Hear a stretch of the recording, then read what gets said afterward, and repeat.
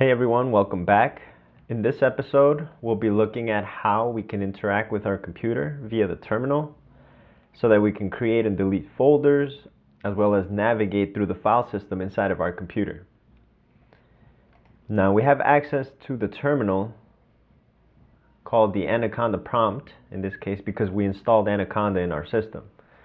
If we click the Anaconda Prompt, a window will show up, usually black. And now we can start typing some commands in here. Okay. I'll explain a little bit about what's going on here in a moment. But as you can see, there's the ability to start typing things here, especially with spaces. And this is where the commands will go.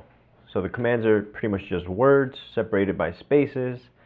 There may sometimes be dashes and other types of characters inside of the commands, but essentially we are free to type those here in the terminal for a computer to try to interpret. Okay, so before we start typing commands, let's analyze what's going on here. This Anaconda inside of the parentheses refers to the name of the environment that we're in. We'll talk about environments a bit more in another episode, but that's essentially what's going on here. Now this part right here is the path. And the path is like an address or a location inside of our file system, inside of our computer's file system. And right now it seems to be pointing to C drive / users folder / moonbeam folder. Now folders are also known as directories. So if I utilize directories, that's just the same thing as a folder. From now on, directories and folders will be synonymous with each other. So this path right here, it tells me where I am inside of my computer's file system, and the commands that I type in will be relative to that specific path. And that'll make a little bit more sense when we start typing in some commands in a little bit. But essentially, this is a location where it will then take into account the files and folders inside of that location, right? Because there can be more files and folders inside of this folder. And so depending on how I type commands, those commands will then take into account all the other files and folders that may be available to me inside of this location. Okay, great. So the first command I want to introduce you to is the CLS command. It stands for clear screen. It doesn't make too much sense right now. But let's say we type a command that doesn't exist. So I'll type in crash. And if we type in crash, we will get an error message saying that crash is not recognized as an internal or external command. And so my computer cannot really do anything with that. Now we can apply our CLS command that we just learned, which will clear the screen for us. So CLS, there you go, clears our screen. Great, so now we know one way of interacting with our computer via the terminal. We can clear the screen anytime we get errors. Now the second important command is the dir command, or dir. Now this command will allow us to actually list out and see all the files and folders inside of this directory here, this moonbeam directory or folder. And so if we type this, we can see I have many folders in this location, but there they are. 7 files, 41 directories. The directories are shown by this dir name here, and the files are they have no dir. Okay. So that's a really important command that I'll be using a lot, so it's important to definitely know. Now, I can also navigate or move throughout the file system or the folders inside of my computer through the terminal. And the command that allows me to do that is cd. cd. cd stands for change directory, which means change folder. And so if I type in cd space and then the name of the folder I want to change into, so I'm looking at the names of these folders. I see desktop right there. That seems familiar, so I want to change directory into my desktop. I will then press enter, and now something interesting has happened. We can see that the path is pointing towards the desktop folder.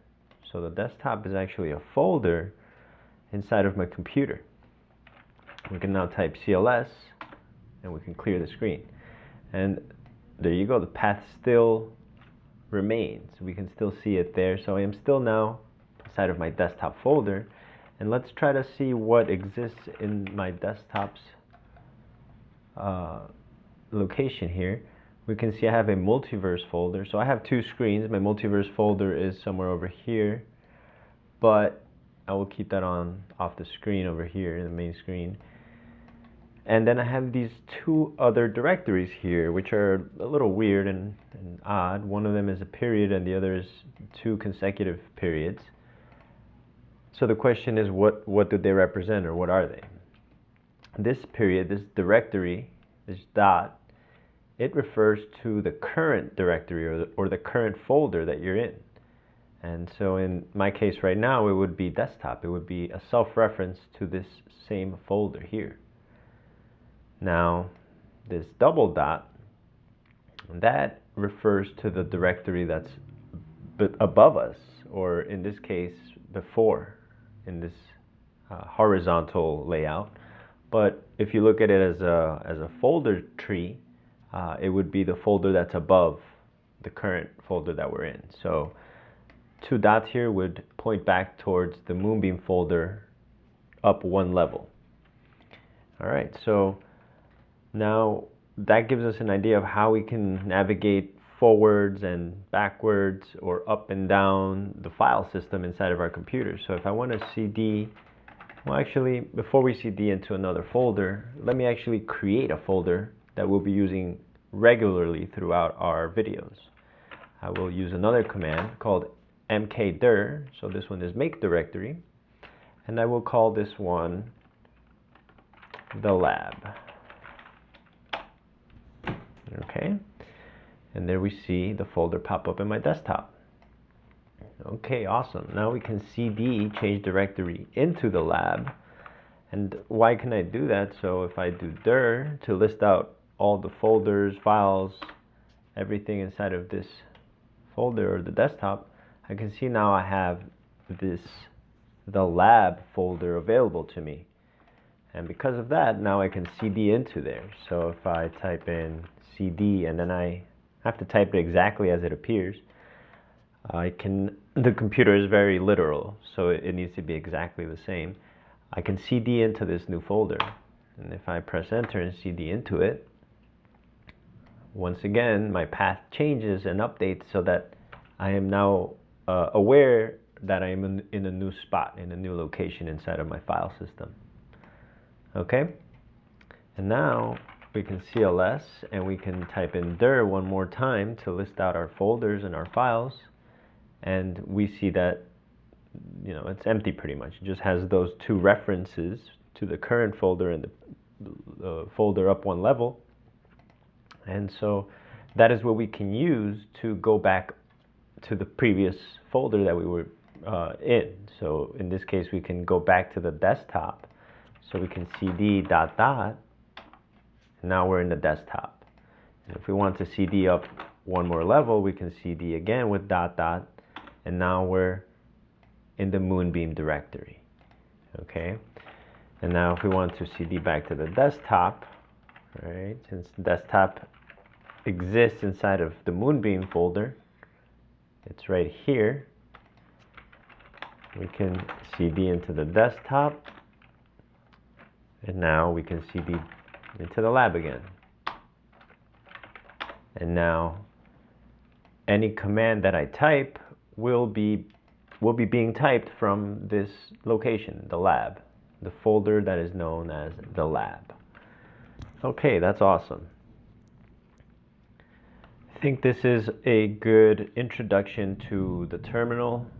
It would be great if you can practice a little bit of this so that you get used to moving around, creating folders.